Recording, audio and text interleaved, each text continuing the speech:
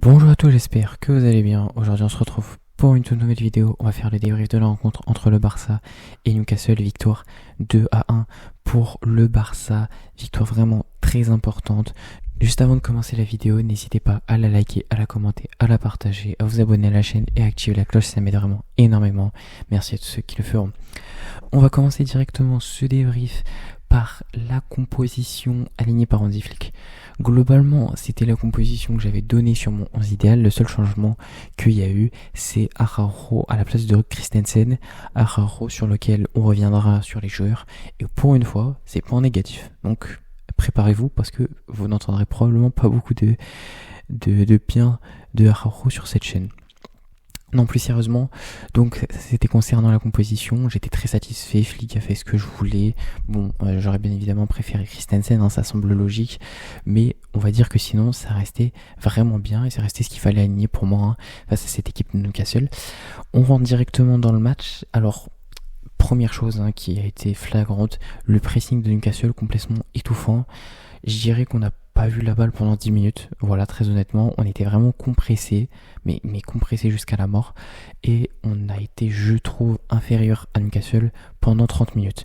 Ensuite, on a repris l'ascendant sur le club racheté par les Saoudiens récemment, ce qui nous a permis de rentrer dans le match, je pense, et à partir de ce moment-là, voilà, on a commencé à monter en puissance sans avoir vraiment de réel impact sur des occasions, etc. On s'est pas beaucoup procuré d'occasions, de tirs sur cette première période, mais en seconde, il y a un homme qui a tout changé, Rashford. D'abord, superbe tête de Rashford sur un très beau centre de Koundé au second poteau pour valider cette ouverture du score. Et ensuite, Rashford a continué avec une frappe succulente, mais vraiment succulente, barre rentrante à extérieur de la surface. C'était superbe, franchement superbe. Mais vous inquiétez pas également, on va parler de Rashford. Enfin bref, voilà, tu reviens dans le match après cette entame extrêmement difficile. Et ensuite, tu mets 2 buts. Pour finir, t'encaisses un but à la 90e alors que ça fait globalement depuis cette demi-heure que Newcastle n'avait plus trop le ballon, et sur à partir de la 60e on voyait Newcastle vraiment extrêmement fatigué. Le pressing qu'ils ont mis sur le début de match, on voit que ça les a beaucoup impactés sur cette fin. Ils étaient au bout de leur vie, il y en avait beaucoup qui avaient des crampes, etc. Donc voyait que c'était très compliqué, qu'ils arrivaient plus à grand chose. Mais cependant, ils ont réussi un peu sur une action solo où il y a un mec qui déborde, centre, but de Gordon si je dis pas de bêtises, voilà. Donc après t'as commencé à stresser, mais la réalité c'est que le Barça a superbement bien verrouillé ce temps additionnel. Franchement, on n'a pas stressé le moins du monde. À la limite, le truc le plus stressant, c'était peut-être la frappe de Tonali hors de surface sur la toute dernière seconde du match. Et encore, c'était pas forcément dangereux, c'était sur Yohan Garcia, c'était au sol, il n'y avait pas grand chose. Donc voilà, globalement, je suis très satisfait de l'équipe. Certes, on s'est clairement fait dominer sur les 30 premières minutes, même ça reste logique, c'est St. James Park, c'est chez Newcastle, ils sont de retour en Ligue des Champions, etc. Ils ont de grandes ambitions. Oui, ils arrivent vite, mettre un pressing de fou. L'important c'était de pas encaisser, et c'est ce que t'as fait. On a parfaitement géré nos temps forts, encore une fois non, l'inverse, pour une fois, on a enfin géré nos temps forts. On n'a pas encaissé sur le temps fort de Newcastle, et surtout, on a fait exactement ce que j'ai demandé sur l'avant-match. On a été efficace. Et oui, ça faut le souligner parce que on a eu 3-4 occasions. Au niveau des grosses occasions, on en a eu pour moi aucune. T'as eu 3-4 occasions. T'as une frappe de Rafinha, une frappe d'Olmo, etc. T'as mis 2 buts. C'est vraiment bien. Pour une fois, je trouve qu'on a été efficace. J'ai pas les stats, mais ils les avaient dit à un moment sur Canal. On avait des stats largement, et je dis bien largement, inférieures en tir par rapport à Newcastle. Donc là, je regarde, on a fait 19 tirs, ça reste honnête, mais au niveau des frappes cadrées, on en est seulement à 5.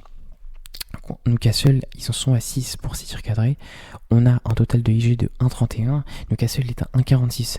Donc en théorie, ils sont censés marquer plus de buts que nous. Il y aurait dû avoir 1-1 dans la théorie. Et je suis d'accord qu'un match nul n'aurait pas été en soi dégueulasse pour eux, et je pense même que ça aurait été peut-être le résultat méritant. En tout cas, on va chercher cette victoire clairement importante. On se classe premier de la Ligue des Champions. Alors on est en réalité je crois 12e ou quelque chose comme ça, parce que y a des clubs qui ont gagné voilà par 3-4 buts d'écart, mais factuellement au point on est premier, d'accord. Mais en même temps ça veut rien dire, mais au moins tu commences bien cette Ligue des Champions et tu te mets pas la pression de te dire merde on a perdu, là on joue deuxième journée, le PSG si on gagne pas on est vraiment mort. Non, là t'as gagné contre Newcastle, tu peux aller faire je sais pas moi un match nul contre le PSG et ça sera très bien. L'équipe, je pense, ça reste cool, ouais. Ensuite, je trouve aussi qu'on a vraiment extrêmement bien géré les corners, les coups de pied arrêtés, les coups francs, etc. Enfin bref, vous m'avez compris. J'ai pas trouvé Newcastle menaçant, alors que pourtant, comme je l'ai dit, sur l'avant-match, Dan Burn, Woltemade qui n'était pas sur la composition de départ de Newcastle, Guy March, etc.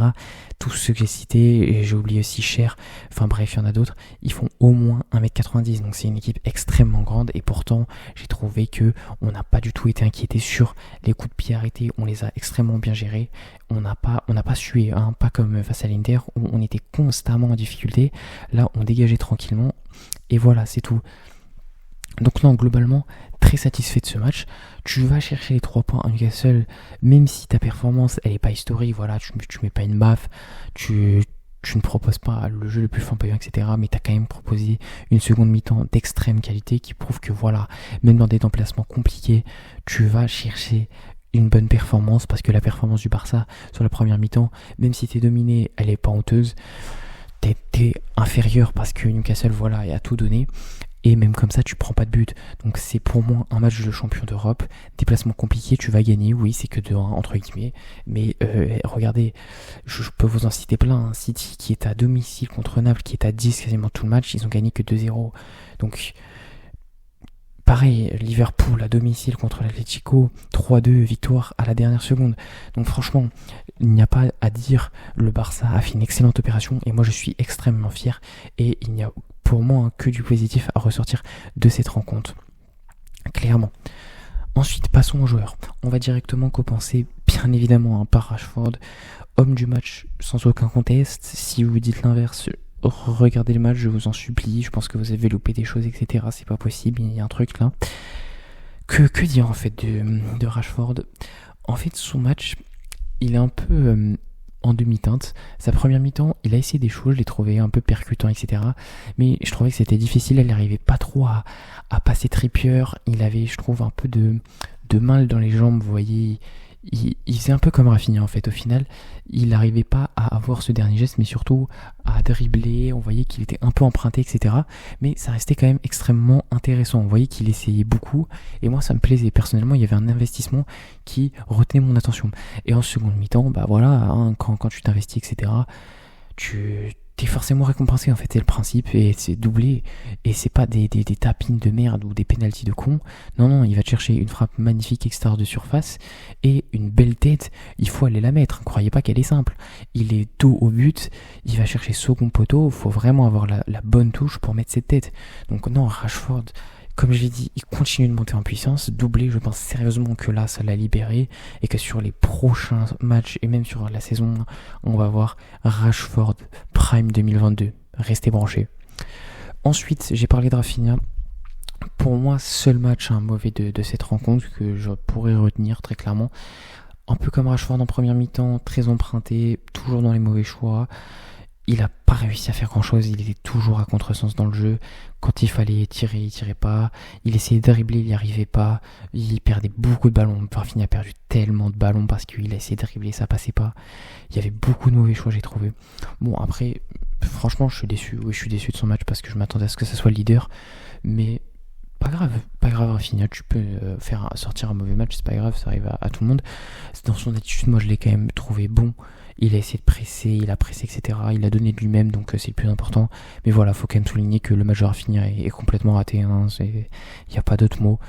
Il est passé à travers, mais bon, c'est pas grave.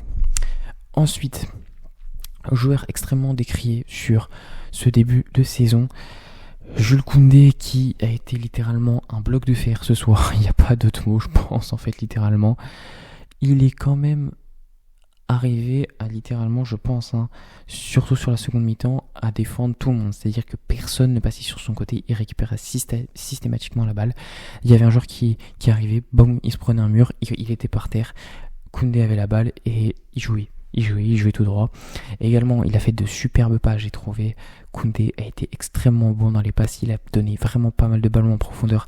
Rafinha, je l'ai trouvé très très intéressant. Mais oui, comme je l'ai dit, sa solidité défensive, j'ai eu du mal, a clairement fait 90% de son match. C'était impressionnant comment en fait, personne ne pouvait passer sur son côté. Voilà, la réalité, elle est là. Personne n'arrivait à passer. Et enfin, un premier match référence de cette saison pour Koundé qui commence lui aussi à rentrer progressivement dans sa saison et ça fait plaisir. Et ensuite, je suis obligé de parler de notre magicien à domicile, Pedri. Mais qu'est-ce qu'il nous a fait encore sur ce match, sans déconner, c'est du grand n'importe quoi. Je vous jure, Pedri, ça devient ridicule. Mais en fait, vous voyez, Pedri, c'est le genre de joueur un peu comme Yamal qui me fait me répéter. Mais c'est quoi ce machin en fait? Vous vous rendez compte des contrôles de balles? Mais en fait, moi, ce qui m'a le plus choqué, je vous dis la réalité, c'est au niveau du temps additionnel. Le gars a l'impression que il avait l'horloge dans sa main et il contrôlait tout. Mais quand je vous dis contrôlait tout, c'est qu'il faisait tout parfaitement. Il gagnait du temps intelligemment, c'est-à-dire je prends la balle 3-4 secondes, mais pas trop non plus pour prendre un carton jaune. Vous voyez, c'est tout dans la malice. Mais également, il n'y a pas que ça, parce que sinon ce serait un peu trop facile, vous vous en doutez. Ce serait pas drôle. Donc, il a été stratosphérique. Encore une fois, les passes de Pedri, j'en parlerai dans mon livre, mais c'est tout. Je n'en peux plus de parler des passes de Pedri, c'est du délire. Mais là, encore une fois, ce qui m'a le plus choqué, c'est plutôt son aisance technique avec la balle quand il a la balle au pied. C'est vraiment du délire. Non mais franchement, c'est juste lunaire ce qu'on voit de Pedri. T'as l'impression qu'il vole en fait. Il patine, voilà, c'est ça en fait. Il patine avec la balle. Il est sur un terrain de hockey sur glace et il patine, voilà. Il navigue un peu sur tout le terrain, c'est tout. Je vous jure, Pedri est beaucoup trop fort pour ce football. Et j'ai vu une information comme quoi Pedri serait 11e ou 12e au Ballon d'Or. J'espère sincèrement que c'est faux parce que je vois pas 12 personnes supérieures à Pedri dans ce monde. Je vois aucun milieu supérieur à Pedri dans ce monde. Ce match ne fait que le confirmer. Eddie Howe avait raison en avant-match en disant que s'il arrivait à contrôler Pedri, ce serait la clé du match. Oui, effectivement, c'était peut-être la clé du match, même si j'en suis pas sûr. Je pense que résumer une équipe à Pedri, surtout celle du Barça, c'est comme résumer, je sais pas, le PSG à Dembélé ou Vitinha, résumer le Bayern à Harry Kane, résumer l'année dernière l'Inter Milan à Lautaro Martinez. Toutes ces équipes-là sont surtout des collectifs et tu as des pièces maîtresses à ces collectifs. Là, Pedri, oui, effectivement, peut-être que si tu l'avais contrôlé, tu aurais eu moins de problèmes. Malheureusement, tu n'as pas réussi parce que Pedri est juste trop fort. Tu ne peux rien faire face à lui. Voilà, c'est la fin de ce débrief, j'espère qu'il vous aura plu. N'hésitez pas à dire ce que vous en avez pensé en commentaire. Vous pouvez aussi me dire ce que vous avez pensé du match là-bas. N'oubliez pas de me follow sur tous les réseaux, que ce soit TikTok ou Insta, où je publie des segments de mes vidéos, donc vous prenez celui qui vous arrange et vous le regardez. Je suis aussi bien évidemment sur Twitter, je vous mets tous les liens en description, vous n'avez plus qu'à cliquer pour me follow. Et moi je vous dis tchuss.